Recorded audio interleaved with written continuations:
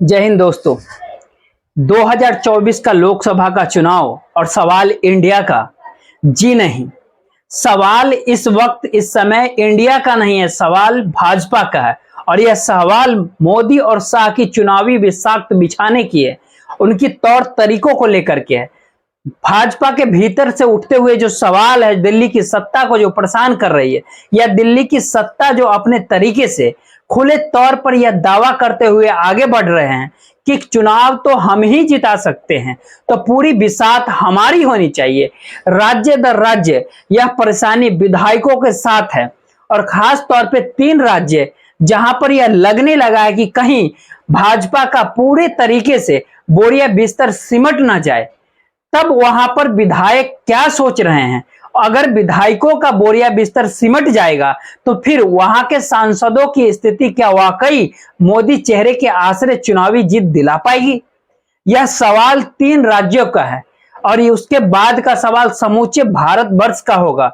और उससे भी कहीं आगे की सवाल उन कद्दावर नेताओं का भी है जिनकी अपनी राजनीतिक जमीन अपने राज्य में है और जिनकी पहचान राष्ट्रीय स्तर पर है, लेकिन वह हाशिए पर धकेल दिए गए। और इन सब पर पैनी निगाह अगर इस दौर में मोदी और शाह की है तो कहीं ना कहीं आरएसएस की भी है।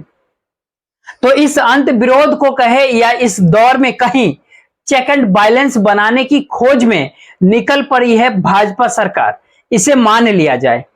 चलिए इस चीज को ऐसे समझते हैं, एक एक कर को आगे सामने बात आपके सामने रख रहे हैं। इस दौर में याद कीजिए, पहली बार जब संघ के संचालक मोहन भागवत ने पहली बार राष्ट्रीय स्वयंसेवक संघ के संचालक जैसा ही इस बात का जिक्र किया कि इंडिया नहीं कहना चाहिए, भारत को अपना लेना चाहिए, हर जगह भारत ही लिखा होना चाहिए।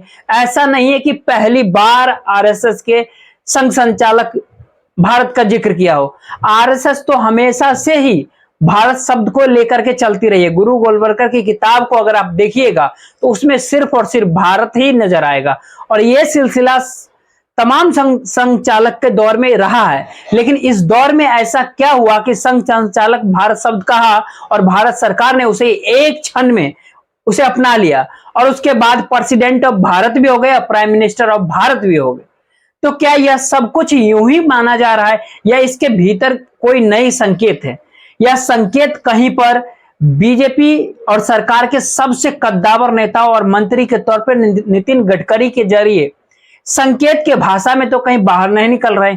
यह आवाज कहीं वसुंधरा राजे सिंधिया को हाशिए पे ढकेलकर बिना चेहरे राजस्थान में उतरने की जो सोच इस दौर में दिल्ली की विषाक्त ने बिछाई है, वहां से कहीं उभर तो नहीं रही है। यह सोच इस दौर में राजस्थान के भीतर भी, याद कीजिए कैलाश जो कद्दावर नेता हैं अपने तौर पर, बीजेपी के विधायक भी हैं, उन्होंने निशाना किस पर साधा? उन्होंने निशाना सीधे तौर पर अर्जुन राम मेघवाल पर साधा, जो कि इस दौर में सही मायने में सबसे प्यारे नेता के तौर पर प्रधानमंत्री मोदी के कैबिनेट में है, जिनको इस दौर में कानून मंत्री बनाया गया। और मोहन भागवत ने एक साथ जैसा ही जिक्र किया भारत का, सरकार ने मान लिया। बात इससे भी आगे बढ़िए तो सवाल है कि राजस्थान, मध्य प्रदेश, छत्तीसगढ़ और तेलंगाना 4 राज्यों में चुनाव होने वाले हैं, और इन 4 राज्यों की बागडोर या इसको जो टीम जो संभाल रही है, वहां के क्षेत्रीय नेताओं की कोई हैसियत नहीं है। यहां तक कि खुले तौर पर बांट दिया गया दिल्ली की नेताओं के जरिए और दिल्ली में जुटे मंत्री या सांसदों के जरिए कि कौन किस राज्य को कैसे संभालेगा। और यही वह परिस्थिति है जिसमें पहली सूची जो जारी की गई है मध्य प्रदेश की, उन 40 सदस्यों की, जिसमें से 10 सीटों पर बगावत शुरू हो गई है। अलग अलग तरीके से अलग अलग लोग अपनी बातों को कहना चाह रहे हैं। यह अलग बात है कि इस दौर में चीजें दब जा रही है, लेकिन जैसे जैसे ये बात बड़ी होती जा रही है कि चुनाव क्या वाकई दिल्ली की विशाख पर कोई प्यादा बनाकर और चेहरा प्रधानमंत्री मोदी के आसरे जीत मिल जाएगी, अगर नहीं मिली तब क्या होगा, जिम्मेदारी कौन लेगा? क्योंकि समूचे बिसात 7 राज्यों के 4 राज्यों के विधानसभा चुनाव कि 2024 के लोकसभा चुनाव को ध्यान में रखते हुए बनाया जाना चाहिए। ऐसे सामान्य तौर पे होता नहीं है, लेकिन हो रहा है। और ध्यान दीजिए राजस्थान का चेहरा कौन है इस दौर में? राजस्थान का चेहरा प्रधानमंत्री नरेंद्र मोदी है। मध्य प्रदेश का चेहरा कौन है? देश के गृह मंत्री अमित शाह हैं। छत्तीसगढ़ का चेहरा कौन है? भाजपा के अध्यक्ष जेपी नड्डा है। और तेलंगाना का चेहरा कौन है? तो वहां दिल संतोष है जो संगठन संभालते। यानी ध्यान से देखिएगा तो सिर्फ इन 4 नेताओं के इर्द गिर्द और इन 4 नेताओं के पसंदीदा नेताओं के इर्द गिर्द ही समूचे भाजपा और समूची रणनीति आकर के सिमट गई है। और शायद इसीलिए एक एक परिस्थिति को अगर आप पलटना शुरू कीजिएगा और परखना शुरू कीजिएगा तो हो सकता है कि गडकरी के बयान को आपको ऐसा महसूस हो, ऐसा कोई कैसे कह सकता है, या फिर वसुंधरा राजे के साथ किसी कांग्रेसी नेता का मुलाकात हो जाए। मुलाकात तो कई मौकों पर कई नेताओं की होती है, लेकिन उसके बाद तस्वीर खींची जाए, सेल्फी ली जाए और उसको सोशल मीडिया में डाल दी जाए। वह नेता कांग्रेस का है, दूसरी तरफ वसुंधरा राजे। क्या मैसेज देने की स्थिति आ गई है कि रुदम तो मध्य प्रदेश के भीतर सुमित्रा महाजन और उमा भारती के जरिए भी सुनाई देने लगी है। वहां कोई पूछता ही नहीं है उन्हें। तो क्या राजनीति बीजेपी के भीतर इतनी तीखी है कि इंडिया कौन देखे, इंडिया क्यों देखा जाए? क्योंकि सही मायने में भाजपा के भीतर सुर अगर बगावत के नहीं है तो यह सुगबुगाहट आने वाले समय को लेकर जरूर है। आप चूके नहीं कि हल्ला हो जाएगा। और सवाल यह है कि क्या वाकई इन 3 राज्यों में अगर भाजपा को हार मिलती है तो क्या 24 को नरेंद्र मोदी अपने चेहरे के आसरे चुनाव मैदान में कूदने की परिस्थितियां बना भी पाएंगे या स्थिति उलट हो जाएगी? क्योंकि सामान्य तौर पे इस तरीके से कोई बात निकलती नहीं है। और इस दौर में अगर निकली है तो एक एक हिस्सों को अगर आप परखे तो महाराष्ट्र के भीतर और उनके भीतर नागपुर और हिदर के वहां की जो नितिन गडकरी की लोकप्रियता जो है वो काफी जबरदस्त है। लेकिन पहली बार नितिन गडकरी की लोकप्रियता ने नागपुर में इस बात को लेकर कम है क्योंकि वो सड़कें कितनी बना रही है, या महाराष्ट्र में उन्होंने मंत्री बने थे तो कितने पुल बना दिए थे। सवाल यह है कि अगर पुल भी बीजेपी या भाजपा के चुनाव देते हुए नरेंद्र मोदी को चुनाव खड़ा हो सकता है तो वो नितिन गडकरी। कांग्रेस और इंडिया के भीतर से जो खड़ा नहीं हो पाया वो नितिन गडकरी ने किया। यह लोकप्रियता नागपुर के भीतर है नितिन गडकरी का। और उसी नागपुर से देवेंद्र फडणवीस निकल करके आते हैं। लेकिन देवेंद्र फडणवीस अगर सांसद का चुनाव लड़ जाए तो क्या वह हार जाएंगे? नागपुर के भीतर सुगबुगाहट अगर आपको सुननी हो तो जाकर सुनिए और जाकर के लोगों से बातचीत कीजिए। आपको पता चल जाएगा कि क्यों देवेंद्र फडणवीस से वो रूठे हुए हैं, क्यों वो नितिन गडकरी से एक वक्त रूठे रहते थे लेकिन इस वक्त बहुत खुश क्यों हो चले हैं। अगर इन परिस्थिति के भीतर देवेंद्र फडणवीस की राजनीति दिल्ली की सहारे चलती है तो उन्हें आने वाले समय में सांसद का चुनाव लड़ना होगा। तो वो कॉन्स्टिट्यूएंसी कौन सी होगी? नागपुर की होगी या फिर नितिन गडकरी का कॉन्स्टिट्यूएंसी कौन सा होगा? क्या नागपुर से कोई हट के उन्हें कोई दूसरा सीट पे भेजा जाएगा? दरअसल यह चर्चा और बहस सिर्फ नागपुर में अगर चल रही है तो इसका साफ है मतलब कि वहां पर कहीं ना कहीं आरएसएस भी जुड़ जाता है। क्योंकि नागपुर की गलियों के भीतर और खास तौर पे पुरानी नागपुर में जो माहौल का इलाका है, जो एतबारी का इलाका, जो गांधीवाद का इलाका है, उन इलाकों में जब आप घूमिएगा तो हर घर आरएसएस का है, समूचे परिवार आरएसएस से जुड़ा हुआ रहता है। और उनकी भाग्यदारी इस दौर में इस राजनीतिक को देख रही है कि 2024 के लोकसभा का जो कदम बढ़ रहा है उसमें भाजपा के किसी भी नेता को कोई हैसियत नहीं है। वो महाराष्ट्र का या मुंबई का नेता हो या किसी और प्रांत का नेता हो, हैसियत सिर्फ 2-3 नेताओं की है और उनके इर्द गिर्द बनी उस चौकड़ी की है जिसके जरिए तमाम राजनीतिक क्षेत्र को संभाला जा रहा है और इसी के आसरे 2024 की दिशा में आगे बढ़ना है। मुंबई की राजनीति को और अगर थोड़ा समझिएगा तो देवेंद्र फडणवीस और गडकरी के जरिए आप समझिए तो दोनों के लिए हैरत की स्थिति है कि अजित पवार डिप्टी सीएम बनकर के क्या कर रहे हैं, उनके पीछे कौन सी पार्टी है, उनका चुनाव चिन्ह क्या है और क्या वाकई उन्होंने पार्टी तोड़ दी है या वो एनसीपी के हैं, या सभी उम्मीद और आस लगाए हो कि आज नहीं तो कल अजित पवार शरद पवार को भी ले आएंगे, या इस उम्मीद में खुद पवार बैठे हैं कि अजित पवार वापस लौट आएंगे।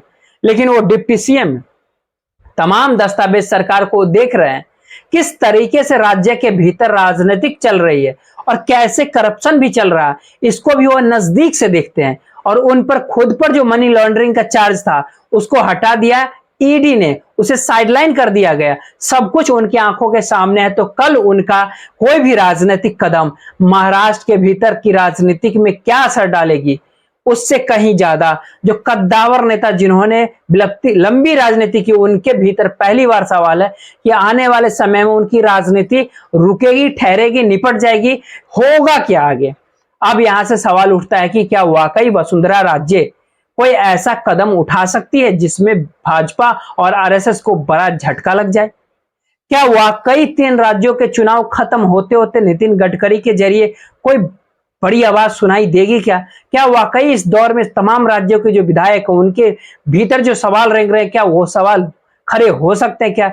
या दिल्ली के भीतर ही कोई ऐसी परिस्थिति क्या वाकई बन सकती है क्या, जिसमें ऐसा लगने लगे कि इंडिया का सवाल नहीं है, बीजेपी को सत्ता में बने रहना है, इसीलिए बीजेपी को एकजुट होना है। और एकजुट करने के लिए कौन से नेता चाहिए, क्योंकि मौजूदा वक्त में अगर हालात अब देखिएगा, आवाज जब उठ रही है तो हैरान परेशान करने वाली है। नितिन गडकरी सामान्य तौर पर कुछ भी कहते हैं, लेकिन इस बार उन्होंने जो कुछ भी कहा वो बहुत सागोई के साथ कहा, क्योंकि रोरो को नहीं मिल रही घोरों को घास, तो गधे खा रहे हैं च्यवनप्राश। मुहावरे इस रूप में खत्म हो जाता तो भी वो ठीक था, लेकिन उसके बाद कहते हैं समझने वाले समझ गए, जो समझदार हैं वो समझ गए। अगर वो निशाना राजस्थान की जमीन से गहलोत पर लगा रहे हैं तो गहलोत शब्द लेने में उन्हें परहेज होना नहीं चाहिए था, क्योंकि राजनीतिक तौर पे वो विपक्ष के नेता और उन्हें हराने ही उतरे हैं भाजपा के नेता और तमाम नेता। तो समझदारी का जिक्र करके समझदारों को समझाने की दृष्टि से इस बात को कहते हुए नितिन गडकरी की गधों को च्यवनप्राश खाने के लिए मिल रहा और गोरों को घास भी नहीं मिल रहा, तो यहां पर 2-3 बातें और साफ होती है।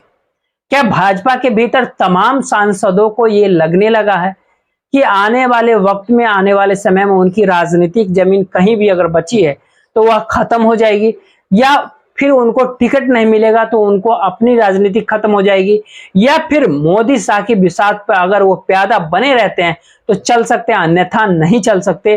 क्या यह एहसास हो गया है, खास तौर पे उन राज्यों में जहां पर चुनाव होने, जहां के विधायक इस दौर में उठे हुए हैं? तो आइए उस पन्ने को जरा खोलते हैं कि जहां सब कुछ दिल्ली की निगरानी में हो, इसको दिल्ली की सत्ता मान चुकी है, रिमोट से राज्य चलने चाहिए, इसका संदेश वो दे चुके हैं। बिसात दिल्ली की ही होगी, प्यादे प्रदेश के तमाम नेता होंगे, या खुले तौर पे कहने से वह कभी कतराती नहीं है, क्योंकि चुनाव में जो 2 चीजें महत्वपूर्ण है, पैसा, और पैसा दिल्ली से आएगी। आप लोग कंगाल हैं, आपके पास पैसा नहीं है, तो आप कैसे चीजों को तय करेंगे?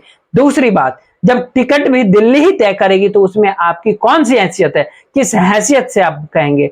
जब चुनावी समिति बैठे या संसदीय पार्टी बैठे तो उसमें कोई भी ऐसा नेता नहीं है जैसे कि गडकरी जी को भी बाहर कर दिया गया उस संगठन के भीतर से। जब सवाल यह है कि जीत का दावा यह कह करके अगर आरएसएस अभी मानती रही, कि अगला सवाल यह है कि इस दौर में उससे भी भारत कहने की जरूरत क्यों आ पड़ी? क्या कहा गया कि आज भारत कह दीजिए और हम आपकी बातों को रखेंगे, या कह दिया गया तो करना पड़ा, क्योंकि नहीं करते तो संघ मैसेज दे रहा था कि हम जिस दिशा में चाहते हैं कि गवर्नेंस हो उस दिशा में तो आपकी गवर्नेंस चलती नहीं है? तो क्या यह टकराव की परिस्थिति बनती, या फिर बीजेपी के भीतर जो पुराने नेता हैं जिनके ताल्लुकात आरएसएस से पुराने वक्त में रहे हैं, अगर वह इस समय रूठ रहे हैं और तमाम राज्यों के भीतर 3-4 लोगों की नियुक्ति करके दिल्ली अपने तरीके से राज्यों को चलाना चाहती है, तो क्या यह एक नई परिस्थिति भाजपा के भीतर बनकर तैयार हो रही है और दिल्ली की भी हाथ पांव फूलने लगी है? यह सवाल अभी इसलिए है क्योंकि इस समय एमएलए, मुख्यमंत्री जब कुछ नहीं कर सकते तो एमएलए क्या करेंगे? ध्यान दीजिए, जब 3 राज्यों में चुनाव होने वाले हैं, उत्तर प्रदेश, गुजरात को अगर छोड़ दीजिए, जहां पर संघ ने बहुत काम किया, हिंदुत्व की प्रयोगशाला के तौर पे दोनों राज्यों को देखा जाता है, इन 2 राज्यों में बीजेपी को जबरदस्त भाजपा को जीत मिली। गुजरात में तो कमोबेश सभी सीटों पर, और उत्तर प्रदेश में 60 से ज्यादा सीटें तय रहती है कि वो जीत ही जाएगी, लेकिन वहां पर योगी आदित्यनाथ की मौजूदगी भी असर डाल रही है। बाकी किसी भी राज्य में योगी आदित्यनाथ ने, जहां दिल्ली की सत्ता है, दिल्ली के इशारों पे रहना पड़ता है, बड़ा फैसला कदम उठाने के लिए दिल्ली आना पड़ता है और दिल्ली ही चला पाती है बाकी राज्यों को।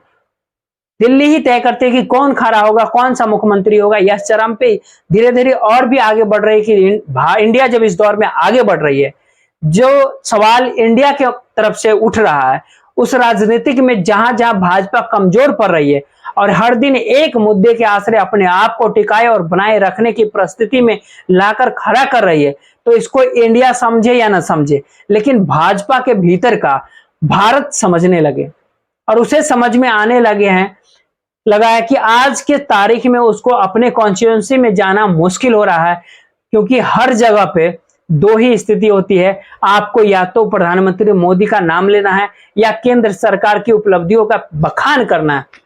इसके अलावा आप कुछ भी नहीं कर सकते, चाहे वह शिवराज सिंह चौहान हो, चाहे वह एकनाथ शिंदे हो, चाहे वह हेमंत शर्मा हो, या किसी भी राज्य में बैठे हुए बीजेपी के मुख्यमंत्री या डबल इंजन की सरकार चल रही हो, वहां पर उपलब्धि चेहरा सब कुछ दिल्ली के आश्रय।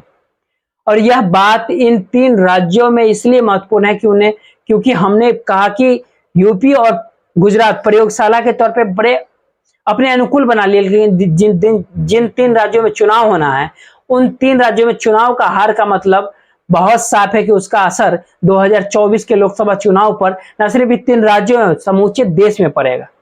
और इन 3 राज्यों की कुल लोकसभा सीटें जो है 65 है, उन 65 में से 61 सीट पर बीजेपी को जीत मिली थी, भाजपा जीती थी, यानी 97% तक की जीत थी। और यह स्थिति अपने आप में बताती है कि भाजपा इन 3 राज्यों में कितनी मजबूत है। लेकिन क्या वाकई आपके जहन में कोई भी राज्य छत्तीसगढ़ के सांसद का, मध्य प्रदेश का सांसद का या राजस्थान के सांसद का आता है क्या? जो 61 सांसद भाजपा के हैं, क्या आप कह सकते हैं कि उनकी महत्वपूर्णता भारत की राजनीति को साधने में या फिर बीजेपी या भाजपा को राजनीति के साधने में मुश्किल है, आप कहेंगे? शायद इसीलिए यह सवाल है कि वो आप जो जिक्र कर रहे हैं कि 39 सीटों का जो ऐलान मध्य प्रदेश का हुआ, उसमें जो पिछला चुनाव लड़ चुके थे उसमें से 16 लोगों को टिकट काट दिए गए। 10 पे बगावत का जो हम जिक्र कर रहे हैं, उस पे एक एक चीज को अगर समझिएगा तो पूर्व मंत्री वो एक उनको शाहपुर से एक टिकट मिला है, वो गुस्से में उना के चिंता एक